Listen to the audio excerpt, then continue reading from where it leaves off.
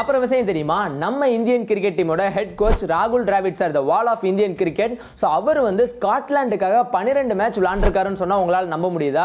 S, 2003 English domestic league அப்போ ஸ்காட்லாண்டுக்காரங்களுக்கு நம்ம national டீமில் ஒரு பெரிய நேம் உள்ள ஒரு பிளேயர் இருந்தார் அப்படின்னா அது ஒரு ஃபேமஸாக நம்மளுடைய கிரிக்கெட் டீமுக்கு கொடுக்குன்னு சொல்லி தோணிருக்கு. ஸோ அந்த நேரத்தில் சேரிட்டி மூலியமா 45,000 பவுண்ட் ரெடி பண்ணி நேராக இந்தியன் டீம் அப்ரோச் பண்ணி ராகுல் டிராவிட் சார் எங்களுக்காக விளாட அனுப்புவீங்களான்னு சொல்லி கேட்டிருக்காங்க.